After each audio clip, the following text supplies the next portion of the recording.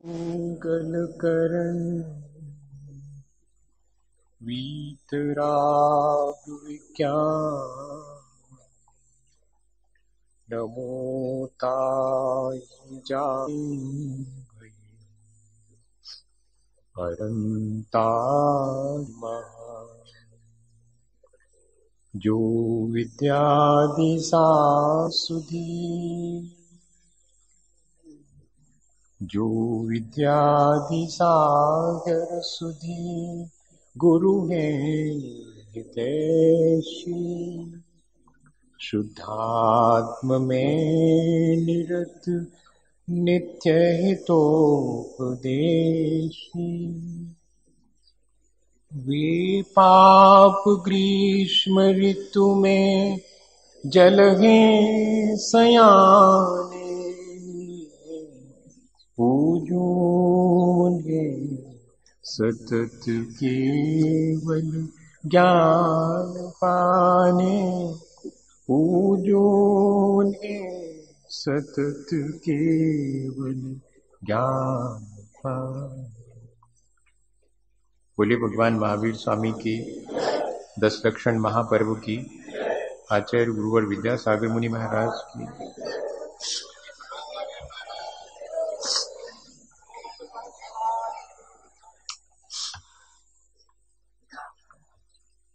हम सभी लोग अपने जीवन को अच्छा बनाना चाहते हैं।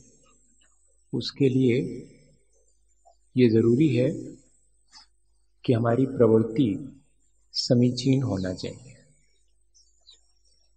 हमारा जीवन अनुशासित और आत्मनियंत्रित होना चाहिए।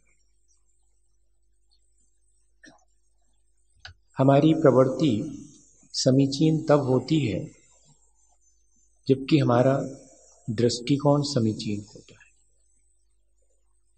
यदि आत्म विकास की दृष्टि है तो प्रवृत्ति समीचीन होने में देर नहीं लगेगी, और यदि संसार में भोगवादी दृष्टि है तो प्रवृत्ति कितनी भी अच्छी हो जाए लेकिन वो समीचीन नहीं कहलाएगी।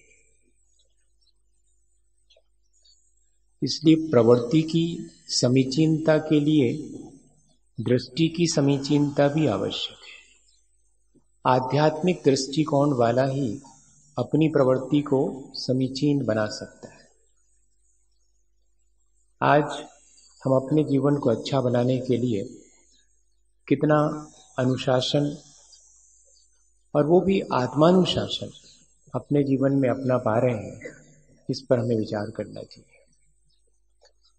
अधिकांश लोगों का जीवन लापरवाही में व्यतीत होता है या कि दूसरे को अनुशासित करने में व्यतीत होता है। सबकी एक कोशिश होती है कि वो अपने आसपास के परिवेश को बहुत अनुशासित करे। वैसे ऐसा करना बुरा नहीं है, लेकिन ये तब बुरा हो जाता है जब व्यक्ति स्वयं अनुशासित ना हो और औरों पर अनुशासन ला दे। तब ऐसा अनुशासन स्वयं के जीवन का उत्थान नहीं कर पाता और न ही दूसरे के जीवन के उत्थान में कारण बनता है। जो व्यक्ति अपने आप को पहले संयमित, नियंत्रित और अनुशासित कर लेता है, वो व्यक्ति ही दूसरे के लिए अपने जीवन से अनुशासन की शिक्षा देने के योग्य है। हमें ये आदत बदलनी चाहिए कि हम जहाँ एक और दूसरे से अनुशासित जीवन की अपेक्षा रखते हैं, वहीं एक और हम अपने जीवन को बहुत लापरवाही में जीते हैं। एक व्यक्ति ने नशा कर लिया और वो जब अपने घर लौटा तो उसने अपने घर में दरवाज़ा खोलने के लिए, ताला खोलने के लिए जब उसमें चाबी लगाई तो नशे में होने की वजह से वो चाबी ठीक से नहीं लगी और यहाँ वहाँ खिसक जाती थी। एक व्यक्ति वहीं से निकला, उसने देखा कि ये तो इससे बन नहीं रहा, तो उसने कहा सुनो तुम्हारा हाथ कप रहा है, चाबी मुझे दो, मैं खोल देता हूं ताला। तो मालूम उसने क्या जवाब दिया कि ताला तो मैं ही खोलूंगा, चाबी तो मैं अपनी किसी के हाथ में नहीं देता। अगर तुम्हें संभालना ही है तो ये मकान हिल रहा है, जरा उसको संभाल लो, मैं ठीक से चाबी लगा लूंगा। आया समझ में? मैं तो अनुशासित होना चाहता हूं, लेकिन सारा संसार अनुशासित हो जाए, उसको संभाल लो, मैं समझ जाऊं। यहां से हम अपने अनुशासन की शुरुआत करते हैं और यही गलत शुरुआत है। हमें शुरुआत करनी चाहिए अनुशासन की अपने जीवन से। अगर हमें नियंत्रित करना है तो अपने आप को हम नियंत्रित करें और अपने आप को हम संभालें। उसके लिए ठीक ऐसे समझें अपन कि जैसे हम अपने गंतव्य तक जाने के लिए रथ में बैठे हैं और उस रथ में घोड़े हमने लगा रखे हैं, तो घोड़े तो अपने हिसाब से चलेंगे और हम उन्हें अपने हिसाब से चलाना चाहें तो जरूरी क्या चीज है, उनकी बलगाएं हमारे हाथ में हो, तो फिर घोड़े हमारे हिसाब से चलेंगे। हमें अपने रथ का सारथ खुद करना पड़ेगा, जिसके माध्यम से कि हम अपने गंतव्य तक ठीक ठीक पहुंच सकें। वो रथ कौन सा है? वो मेरा शरीर ही है। वो घोड़े कौन से हैं? वो मेरे इंद्रिय के 5 घोड़े हैं। और बलगाएं किसके हाथ में होनी चाहिए? बलगाएं उसमें बैठे हुए रथी के हाथ में होनी चाहिए। रथी स्वयं सारथी बन जाए। वो जो चेतना मेरी है वही उन 5 इंद्रिय की बलगाओं को अपने हाथ में ले ले, तब फिर मेरा जीवन अपने आप ही अनुशासित, संयमित और नियंत्रित हो जाए। हम सब जानते हैं कि हमारी अपनी 5 इंद्रियां और हमारा अपना मन जब तक विवेकपूर्ण क्रियाओं में संलग्न नहीं होगा, तब तक ये हमारा मन और हमारी इंद्रियां हमारे ही अहित में कारण बनेंगी। अगर ये विवेक पूर्वक हम इनका उपयोग करें तो इन इंद्रिय और मन के द्वारा हम अपने जीवन का उत्थान भी कर सकते हैं। इसलिए आचार्य भगवंतों ने सबसे पहले लिखा है कि जो अपने इंद्रिय और मन को नियंत्रित कर लेता है या उनका सदुपयोग करता है, वही संयमित है। वद समिति पालनाय दंडचायेन इंद्रिय संयमेन। व्रत समितियों का पालन करना, मन वचन काय की अशुभ प्रवृत्ति का नियमन करना और इंद्रियों को संयमित बनाना, ये है संयम धर्म। शुरुआत कहां से होगी? व्रत समिति के पालन से नहीं होगी।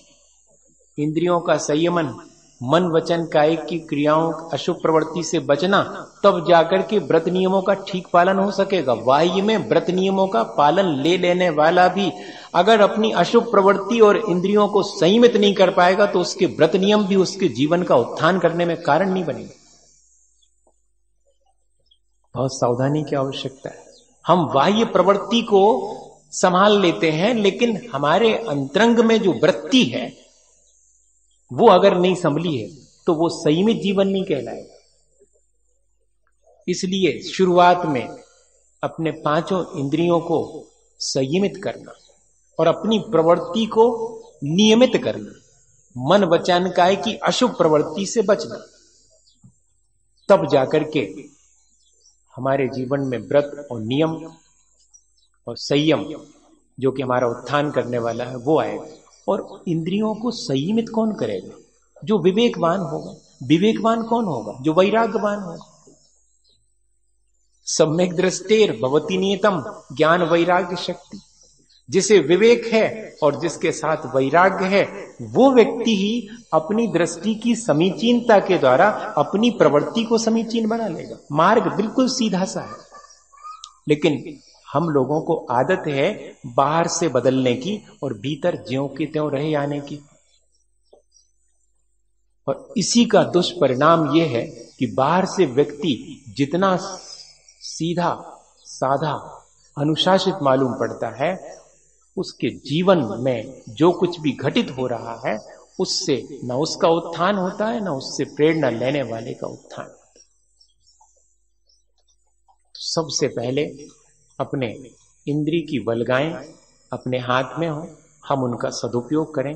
हम सब जानते हैं, कभी बैठे चर्चा करने तो एक एक इंद्री के विषयों में आसक्त होने से किस किस का अहित हुआ है हम सब बता सकेंगे। एक इंद्री स्पर्शन इंद्री में आसक्त हाथी अपने बंधन के लिए उपाय खुद कर लेता है, ये सब जानते हैं। रसना इंद्री के वशीभूत होकर के कांटे में अपना मुंह फंसा लेती है मछली, ये सब जानते हैं। सुगंध के लोलुपी भौरा कमल के फूल में बंद होकर के अपना प्राण दे देता है तीसरी इंद्री के लिए, ये सब जानते हैं। और पतंगा रीझ जाता है, आसक्त हो जाता है ज्योति पर और अपने प्राण उसी में निशावर कर देता है। और हिरण कर्ण इंद्री के वशीभूत होकर के और शिकारी के तीर का निशान बन जाता है संगीत के माध्यम से। सब जानते हैं, व्याख्या करवानी हो तो सब कर देंगे कि पांचों इंद्रियों के एक एक इंद्री के विषयों में किस तरह से हम अपने संसार में अपने पतन का उपाय अपने हाथ से करते हैं। और जबकि हम पांचों इंद्रियों के सुबह से शाम तक विषयों की पूर्ति में ही लगे रहते हैं। हमारे जीवन में जरा भी अनुशासन नहीं, हमारा अपना कोई सेल्फ डिसिप्लिन ही नहीं है। क्या खाना, कब खाना, कैसे खाना, क्यों खाना, क्या करना, क्या नहीं करना, ये कहीं कोई डिसिप्लिन नहीं। टेलीविजन ने जो दिखा दिया वो खा लिया, टेलीविजन ने दो दिखा दिया वो पहन लिया, ऐसा नहीं। जहां जैसा भी हम देखते हैं बस एक जिसको भेड़ चाल कहें लापरवाही में और जीवन व्यतीत करते हैं। हमारे अपने जीवन का कोई सिद्धांत हमने नहीं बनाया कि हम ऐसा या ऐसा अपने जीवन को जीवेंगे। जो व्यक्ति अपने जीवन को कोई एक नियम नहीं बना पाता, वो व्यक्ति ही अपने जीवन को लापरवाही में जीता है और उसी का नाम असंयम है। हम आज संयम धर्म अपनाना चाहें तो एक ही चीज है कि मैं स्वयं तय करूंगा कि मेरे अपने जीवन को मुझे कैसे जीना है, मेरा जीवन अपने और दूसरे के लिए उपकारी हो। ये इतना ही संयम मेरे जीवन में आ जावे तो बहुत आसानी से मैं अपने जीवन का उत्थान कर सकता हूं। एक उदाहरण बहुत प्रसिद्ध है, मैं कल शाम को पढ़ रहा था, याद आ गया, मैंने कहा कल सुना दूंगा। वैसे सबने सुना होगा, लेकिन बीच बीच में थोड़ा सा अपनी ही कही गई चीजें रिवाइज करने में, थोड़ा सा हंसने में भी मजा आता है। नहीं तो फिर ऐसा लगेगा कि प्रवचन हुए, कुछ मजे ही नहीं आया। पंडित जी भी शाम को ऐसे बुलाए हैं, वो भी धर्म की बातें सुनाते हैं। वो तो ये कहो कि 2-3 दिन से और थोड़े से शाम को इंटरटेन करने के लिए थोड़ा सांस्कृतिक कार्यक्रम के नाम पर कुछ चलने लगा है। ऐसा नहीं समझना कि मुझे नहीं मालूम। इस बार तो पर्यूषण बड़े सूने सूने और उदास से गुजर रहे हैं, कुछ हो ही नहीं रहा। देखो तो अपना सोच तो देखो, हम चाहते क्या हैं? हम अपने जीवन का उत्थान चाहते हैं या कि सिर्फ अपना समय व्यतीत करना चाहते हैं जिस किसी तरह से? नहीं भैया, ये जीवन जिस किसी तरह से अपना वक्त व्यतीत करने के लिए नहीं मिला, बल्कि अपने वक्त को सार्थक करने के लिए मिला। और वक्त की सार्थकता अपने और दूसरे के उपकार के कार्यों में है। वक्त की सार्थकता इसमें नहीं है कि उसे जाया किया जाए, उसे व्यर्थ बर्बाद किया जाए। व्यर्थ के कामों में मैं पहले भी आपसे कह चुका कि ये हाउडी और डाउजी और ये सब दुनिया भर की चीजें जो टेलीविजन दिखा रहा है, उससे धर्म का और वीतरागता का कोई संबंध नहीं है। न फैंसी ड्रेस से जीवन से धर्म का कोई संबंध है। लेकिन फिर भी मैं क्या कहूं, थोड़ा सा मन दुखी हो जाता है। पर्यूषण में मैंने सोचा था कि कम से कम ये सब चीजें करने की जो आदत पड़ गई है वो बदल जाएगी, थोड़ा सा संयम हमारे जीवन में आएगा। इन 10 दिनों में भी संयम नहीं आया, बल्कि 355 दिन जो चीजें नहीं करते हैं वे इन 10 दिनों में करें, तो फिर क्या मतलब होगा इन 10 दिनों का, जो कि विशिष्ट माने जाते हैं, जिसमें कि 365 दिन भी मंदिर नहीं जाने वाला इन दिनों में कोशिश करता है कि मैं मंदिर जाऊंगा, जिनेंद्र भगवान के चरणों में बैठूंगा। थोड़ा सा अपने आयोजनों को, थोड़ा सा अपनी प्रवृत्ति को बाहर से दिखावे के लिए ही सही थोड़ा तो संयमित करना चाहिए। इससे ज्यादा और मैं क्या कहूं। कल भजन के नाम पर और आज भी भजन के नाम पर क्या सुनाया गया है, मैं तो अपना पढ़ने में लगा रहा कि अब क्या बार बार कहना, कैसा लगता है, जबकि वो सब याद आ जाता है जो फिल्मों में चलता है और वही थोड़े से शब्द बदल करके भजन का रूप ले लेता है। बताइए, अगर फिल्म में भी वो गीत बहुत अच्छा हो, बहुत अच्छे ढंग से फिल्माया गया हो और जिससे कि हमें संदेश मिलता हो कि इतनी शक्ति हमें देना दाता, तो फिर भी एक बार ठीक है। लेकिन जिसमें और सांसारिकता का ही पोषण किया गया हो उस तर्ज पर, और हम यहां पर मंगल गान करें, तो क्या मंगल होगा? मेरे ख्याल से तो मंगल किसी का नहीं होगा।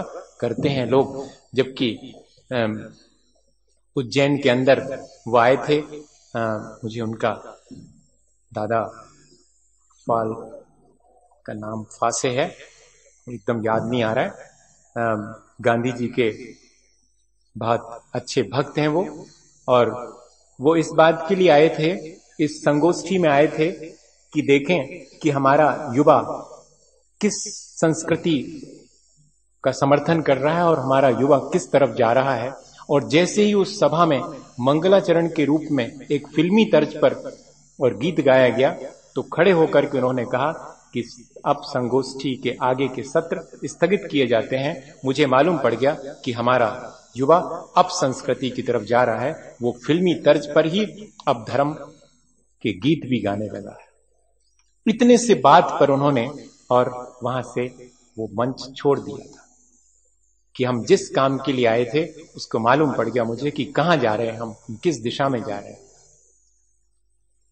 क्या इससे हमें कोई शिक्षा लेनी चाहिए, प्रेरणा नहीं लेनी चाहिए? हमारा इतना भी डिसिप्लिन नहीं हमारे अपने जीवन का, हमारे अपने धर्म सभाओं का, फिर हम धर्म कर पाएंगे क्या? धर्म हमारे जीवन में आएगा क्या? हमें विचार करना चाहिए, बहुत गंभीरता से विचार करना चाहिए, मेरे कहने से नहीं, अपने स्वयं के वजूद को ध्यान में रख करके। अगर आपके अंदर कोई जमीर है, आपके अंदर कोई वजूद है, आपकी अपनी कोई असीमितता है, ये कह रहा हूं आपसे, आपका अपना कोई विवेक है, आपकी अपनी कोई, कहना चाहिए, जन्म लेने की सार्थकता है, ऐसे शब्दों का उपयोग कर रहा हूं, तो शायद अपने जीवन को एक बार इन सब चीजों में अनुशासित करने के लिए हमें, बहुत बड़ी चीज नहीं कह रहा हूं कि कोई आप बहुत बड़े बड़े व्रत नियमों का पालन करें, अपने जीवन का एक डिसिप्लिन होना चाहिए, बस सिर्फ इतना भी कर लें तो भी पर्याप्त हो। ये छोटी सी चीजें हैं जो बढ़कर के बड़ी हो जाती हैं और जो हमें गलत संदेश देती हैं। आने वाली पीढ़ी को कौन सा संदेश देंगे हम इन सब चीजों से, और दे रहे हैं। इन 5-10 सालों में जिस तरह से सांस्कृतिक कार्यक्रमों के नामों पर जो फूहड़ प्रदर्शन हो रहा है, वो बिल्कुल हमारे आने वाली संस्कृति को नष्ट करने में कारण बनेगा, ये अभी से कह रहा हूं। और हजारों रुपया इसमें बर्बाद होता है समाज का। वो तो इस बार सौभाग्य मेरा कि मेरी बात पर जरा सा विचार करके और ये सजीव झांकियां और अपार धनराशि का अपव्यय जो कि लाइटिंग में होता है, और लाइटिंग अकेला नहीं, जिसमें कि इतनी अनंत जीव राशि उत्पन्न होकर नष्ट होती है कि निकलने वाला जानता है वहां से, उस लाइट के नीचे से निकलने वाला, कि कितने जीव राशि उसके नीचे उत्पन्न हुई है और मर गई हमारे पैरों के नीचे। लेकिन फिर भी हम इन्हीं दिनों में लाइटिंग भी करना पसंद करें। वो तो मान लिया उन्होंने कि लाइटिंग ज्यादा नहीं करेंगे, पर थोड़ी सी तो करेंगे। अब 10 बजे रात को जाते समय बंद करके जाएंगे, इतनी कृपा है बहुत। लेकिन वो भी मजबूरी में करना पड़ रहा है। अगले साल करेंगे तो मानूंगा फिर कि हां सचमुच आपने कोई संदेश ले लिया है। अभी तो मेरी उपस्थिति है, इस वजह से लगता है कि नाराज ना हो जाए। नाराज काहे को होऊंगा? आपसे नाराज होगा, अपना कल्याण करूंगा क्या? आप अपने ऊपर नाराज बोलें तो आपका कल्याण हो जाएगा। अपने ऊपर नाराजी हो जाए कि मैं इस तरह से लापरवाही में जीवन जी रहा हूं, मैं अपने जीवन से असंतुष्ट हूं, मैं अपने आप से नाराज हूं, मुझे ऐसा नहीं करना चाहिए, ये नाराजी आप अपने ऊपर स्वयं करें तो ज्यादा कल्याण में कारण बनेगी। मैं आपको वो उदाहरण सुना रहा था, बहुत प्रसिद्ध था, और बीच में ये बातें आ गई कहां से। जरा मुझे भी संयम रखना चाहिए था, है ना? नहीं कहना चाहिए।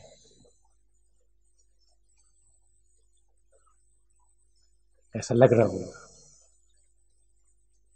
मैं आपको अनुशासित करने की बात नहीं कर रहा हूं, मैं तो सिर्फ अपने आप को हम सब अनुशासित करें। मैं कौन होता हूं आपके जीवन को अनुशासित करने वाला? हमें स्वयं थोड़ा सा विवेक जागृत करके, मैं तो सिर्फ विवेक जागृत करने के लिए आपको कुछ बातें कह रहा हूं। शायद आपका विवेक जागृत हो और आप स्वयं अपने जीवन को अनुशासित कर लें। अपने हाथ से अपने ऊपर रखा गया अंकुश जीवन को ऊंचा उठाता है, दूसरे के द्वारा रखा गया अंकुश पतन का कारण बनता है। ये गांधी जी ने बहुत पहले कहा था, और सचमुच इसी दृष्टिकोण को ध्यान में रखकर हमें अपने जीवन को स्वयं अनुशासित करना चाहिए, दूसरे के कहने से नहीं। एक माली राजा के यहां पर फूलों की सेज सजाता था, रोज का काम था। राजा फूलों की सेज पर सोया करता था, माली का काम था कि वो सेज तैयार करे। और एक दिन ऐसा हुआ कि सारी सेज तैयार होने के बाद माली के मन में आया कि इस पर सोने में कैसा आनंद आता होगा। मैं तो सिर्फ सजाता हूं, सोते तो राजा साहब हैं, अभी तो राजा साहब आए नहीं हैं, मैं जरा इस पर लेट करके देख लूं। और सबको मालूम है कि लेट करके देखा था और लेटने पर नींद लग जाने पर राजा आ गया था। और इस अपराध के लिए उस माली को जब सजा के बतौर और कोड़े लगाए गए थे, तब हर कोड़े पर वो मुस्कुराता था और खिलखिला करके हंसता था। तब राजा सख्ते में आ गया था कि इतनी पीड़ा के बावजूद भी हंस रहा है। तो पूछा कि हंसते क्यों? बोले कुछ नहीं, मैं तो क्षण भर के लिए इस सेज पर सोया जिसकी सजा ये कोड़े, और जो इस पर जिंदगी के सो रहा होगा उसकी क्या दशा होगी, मैं इस बात पे हंस रहा हूं। ये हमारे अपने जीवन में विवेक जागृत करने के लिए एक अच्छा उदाहरण है। हम अपने पांचों इंद्रिय और मन का कब सदुपयोग करना सीखेंगे, कब हम उनको संयमित और नियमित करेंगे, अनुशासित करेंगे, ये हमें स्वयं विचार करना चाहिए। ये संयम हमारे जीवन को ऊंचा उठाता है। ठीक ऐसे ही जैसे आचार्य महाराज ने सन 1985 में एक उदाहरण दिया था, वो मुझे हमेशा याद आता है। ज्ञानाश्रिता लता स्वयमेव लीयते विलीयते, बिना सहारे की जैसे लता या बेल गिर जाती है और ऊंचाई नहीं छू पाती है, ऐसे ही ये जीवन है। एक लकड़ी का सहारा अगर उस चढ़ती हुई बेल को दे दिया जाए और हल्का सा उसमें धागा बांध दिया जाए, तो फिर देखिएगा वो उस लकड़ी के सहारे और उस हल्के से धागे के बंधन के सहारे नीचे न गिर के धीरे धीरे ऊपर ही चढ़ती है। ठीक ऐसे ही श्रद्धा का सहारा और व्रत नियम का हल्का सा बंधन, जो कि प्रारंभ में बंधन जैसा मालूम पड़ता है, लेकिन वो हमारे लिए जीवन को ऊंचा उठाने में कारण बनता है। इसलिए भीरु नका संयम धरा, आचार्य चारित्र चक्रवर्ती शांति सागर जी का ये वाक्य था कि इसलिए कभी डरो मत, संयम धारण करो। श्रद्धा सहारा बनेगी, वो हमारी दृष्टि को समीचीन बनाएगी, और ये संयम का हल्का सा बंधन हमारी प्रवृत्ति को समीचीन बनाएगा। और जिसकी दृष्टि के साथ साथ प्रवृत्ति समीचीन हो जाए, उसका जीवन तो बहुत ऊंचा उठता है। जिस बिना नहीं जिन राज सीझो सीझे, तू रुलो जग कीच में। इसके बिना तो जिनेंद्र भगवान भी भगवान नहीं बने।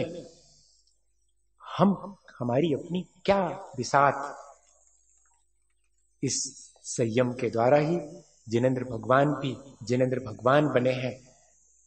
विनोबा ने लिखा कि human minus desire is equal to god और god plus desire is equal to human. हमारे अंदर जो असंयम है, जो हमारे अंदर अनियंत्रित इच्छाएं हैं, वासनाएं हैं, कामनाएं हैं, वे ही हमें पतन के लिए कारण बनती हैं। अगर मनुष्य में से वो असंयम निकाल दिया जाए तो मनुष्य अपने आप में भगवान बनने की सामर्थ्य रखता है। वो भगवान बन सकता है, वो भगवान का दर्शन कर सकता है, वो भगवान की निकटता प्राप्त कर सकता है। लेकिन बिना संयम के ये संभव नहीं है, बिना आत्मनियंत्रण के ये संभव नहीं है। अपने इन असंयम के संस्कारों को तोड़ने के लिए हमें उपाय करना ही चाहिए। संयम हमारे खोटे संस्कारों को तोड़ने में कारण बनता है, वो हमारे जीवन को परिमार्जित करता है, वो हमारे भीतर जो भी बेतरतीबी है, उर्दू का शब्द है, जो भी हमारे भीतर गड़बड़ है उस सब को व्यवस्थित करता है, उस सब को अनुशासित करता है। बाह्य में भी हम अगर व्रत और नियमों का पालन करते हैं तो वो व्रत नियम हमारे अंतरंग के खोटे संस्कारों को परिमार्जित करते हैं। अब किस क्षण हमारे अपने भीतर के संस्कार जोर मारें और हमारे वर्तमान की प्रवृत्ति को और अव्यवस्थित कर दें, इसके पहले कि हमारे भीतर बैठे हुए खोटे संस्कार हमारे जीवन को अव्यवस्थित करें, हमें अपने जीवन में कोई ना कोई नियम ग्रहण कर लेना चाहिए। किसी न किसी तरह का अपने जीवन के लिए एक संयम व्रत ग्रहण कर ही लेना चाहिए। उसके लिए चाहिए संकल्प की शक्ति, वो भी बढ़ती है। संयम धारण करने वाले के आत्मविश्वास और जिसको विल पावर कहते हैं, इच्छा शक्ति, वो बढ़ जाती है। आज दो ही चीजों की कमी है। सब कहते पाए जाते हैं कि इच्छा शक्ति हमारी कम है, हमारा कंसंट्रेशन नहीं बनता, हमारा विल पावर कम हो रहा है। कुछ बताइएगा कारण क्या है? हमारे इंद्रिय और मन पर हमारा संयम ही नहीं है, तो हमारी अपनी इच्छा शक्ति कैसे जागृत होगी? हमारा अपना आत्मविश्वास कैसे बढ़ेगा? सुबह से शाम तक जो खाना है, जो करना है, जो पहनना है, जैसे चलना है, जैसे रहना है, जो मन में आता है वो हम करते चले जाते हैं। ना परिवार में परिवारजनों का कोई अनुशासन है, न स्कूल में शिक्षक का कोई अनुशासन है, न धर्म के स्थान पर धर्म का कोई अनुशासन शेष रहा। अब तो ऐसी स्थिति में कितना बड़ा दायित्व है कि हम अपने को स्वयं अनुशासित कर ले। में कोई नहीं है यहां पर हमारे जीवन के लिए अनुशासित करने की कहने वाला। कोई कहेगा भी तुम्हें बुरा मालूम पड़ेगा। इससे बेहतर है कि हम अपने जीवन को स्वयं अनुशासित कर ले, हम अपने इंद्रिय और मन को खुद संभाल लें, हम अपनी प्रवृत्ति को खुद संभाल लें। अगर हम संभालने के लिए प्रवृत्ति व्रत नियम अंगीकार कर लेते हैं बाह्य में, तो वो भी हमें सहयोगी बनेंगे। उसके लिए एक बहुत प्रसिद्ध उदाहरण है भर्तृहरि का। जब वो साधु बन गए थे भर्तृहरि, पहले तो उन्होंने श्रृंगार के शतक लिखे, फिर बाद में उन्हीं ने वैराग्य शतक भी लिखा है मुनि बनने के बाद। और जब वे एक दिन मुनि बने और जंगल में ध्यानस्थ थे, अचानक उन्होंने घोड़ों के आने की आवाज सुनी तो आंख उनकी सहसा खुल गई और देखा तो सामने दोनों दिशाओं से दो घुड़सवार आकर के और खड़े हो गए। किस बात से खड़े हुए ये जानने के लिए दृष्टि सामने पड़ी तो सामने एक चमकदार हीरा पड़ा हुआ था। एक क्षण को मन में आया कि कितना बेशकीमती हीरा है, क्योंकि भर्तृहरि स्वयं ऐसे हीरों के संचय करने वाले बहुत बड़े राजा थे। ये हीरा तो मेरे खजाने में होता तो बहुत बेशकीमती होता। संयम धारण करने के बाद भी ऐसा विचार मन में आया क्षण भर को, लेकिन अगले क्षण क्या देखते हैं कि दोनों घुड़सवारों की तलवारें निकली और एक दूसरे से युद्ध करते हुए एक दूसरे को समाप्त कर दिया। किस बात से? सिर्फ इतनी सी बात से कि हीरे पर नजर मेरी पहले पड़ी है, दूसरा कहता हीरे पर नजर मेरी पहले पड़ी इसलिए हीरा मेरा है। दोनों उसे अपना कहते कहते और प्राणांत हो गया। मुस्कुरा दिया भर्तृहरि ने कि अगर मैं आज संयमित नहीं होता और मेरा भी हाथ बढ़ गया होता उठाने के लिए तो मेरी भी यही दुर्दशा होती। ये काम करता है मेरा व्रत नियम का संकल्प। मेरे अंदर की प्रवृत्ति अगर जरा भी चूक जाती है, जरा भी उसमें अनुशासनहीनता आती है, तो बाहर से ग्रहण किए गए व्रत नियम और मुझे अनुशासित कर देते हैं। इसलिए जो लोग ये कहते पाए जाते हैं कि मैं तो कोई नियम इनम नहीं लेता, मैं तो कोई सौगंध वौगंध नहीं लेता, लें जो लोग धर्मात्मा हैं वो लें। ये सौगंध और नियम का संकल्प नहीं कर पाना ये अपनी आंतरिक कमजोरी का प्रतीक है, ये आत्मविश्वास की कमी का सूचक है। जो व्यक्ति इन व्रत और नियमों को अंगीकार करता है वो अपने आत्मबल को बढ़ाता है, और जिसका आत्मबल बढ़ा है वो ही इसको प्राप्त कर पाता है। इसलिए ये सावधानी रखनी चाहिए, अपने इंद्रिय और मन का सदुपयोग करें, उसको संयमित बनाएं और साथ में व्रत नियम इन सबको भी अपने जीवन में जिससे जितना बने बाह्य में ही सही, ताकि हम अंतरंग को भी संयमित कर सकें। दृष्टि हमारी यही होनी चाहिए कि हम अपने अंतरंग को भी इन व्रत नियमों के द्वारा संयमित बना सकें। ऐसा ना हो कि बाह्य में हम बहुत संयमित हो जाएं, थोड़ी सी बाहर से एक आसना कर लिया या थोड़ा सा उपवास कर लिया या कि और कोई थोड़े से नियम ग्रहण कर लिए और अपने को बहुत बड़ा समझ लिया। मैं ये नहीं कह रहा हूं कि ये मत करो, रोज करना, लेकिन अपने को इतने ही में संतुष्ट मत कर लेना। मुझे इससे भी आगे बढ़ना है, अभी तो मैंने इतना सा कर पाया है, मुझे तो वास्तव में ये 365 दिन करना चाहिए था, मैंने तो केवल 10 दिनों में अभ्यास ही किया। कितना थोड़ा सा है मेरे जीवन जो कि सार्थक हुआ है। मुझे तो ये प्रवृत्ति रोज ही रखनी चाहिए। जब मैं 10 दिन के लिए अपनी लोलुपता को जीत सकता हूं तो ये संदेश मुझे इन 10 दिनों में ले लेना चाहिए कि मैं चाहूं तो 355 दिन को भी ऐसा ही व्यवस्थित और अनुशासित बना सकता हूं। मेरे अंदर है वो सामर्थ्य, अपनी उस सामर्थ्य को प्रकट करने का अवसर है ये। बाह्य में हम 1 दिन 2 दिन के लिए, लेकिन इसके मायने ये नहीं है कि 10 दिन के बाद और हम उतने ही असंयम में चले जाएं जितना कि हमने इन 10 दिनों में अपने को संयमित बनाया था। अक्सर होता यह भी है कि हम 10 दिन के लिए जितना अपने जीवन को रेगुलेट करते हैं, संयमित बना लेते हैं, 11वें दम हम उतना ही मर्यादा विहीन हो जाते हैं। हम अपनी सारी मर्यादाओं को एक तरफ रख देते हैं। नहीं, ये ठीक नहीं है। अगर हम सचमुच अनुशासित हुए हैं तो पूरे जीवन के लिए ये अनुशासित हमें अपने जीवन में होना ही चाहिए। मैं सोचता हूं कि मैंने संयम पर जो कुछ भी आवश्यक था वो आपसे कहा। कहना तो आवश्यक नहीं है, वैसे हर व्यक्ति को अपने जीवन की जिम्मेदारी स्वयं ही समझना चाहिए और अपने जीवन को स्वयं अनुशासित कर लेना चाहिए। किसी के कहने से कितने दिन अनुशासन आएगा? जब आत्मानुशासन स्वयं अपने जीवन में आएगा तभी हमारा कल्याण हो सकेगा। मैं भावना पाता हूँ कि हम सब अपने जीवन को दुष्प्रवृत्तियों से बचा करके शुभ प्रवृत्तियों में लगाएं और अपने इंद्रिय और मन का सदुपयोग करें, अपनी संकल्प शक्ति को बढ़ाकर अपने जीवन को आत्मानुशासित बनाएं और अपना उत्थान करें। इसी भावना के साथ बोलिए आचार्य गुरुवर विद्यासागर मुनि महाराज। हे गुरुवर शाश्वत सुख दर्शक यह नग्न स्वरूप तुम्हारा है, जग की नश्वरता का सच्चा दिग दर्शन करने वाला।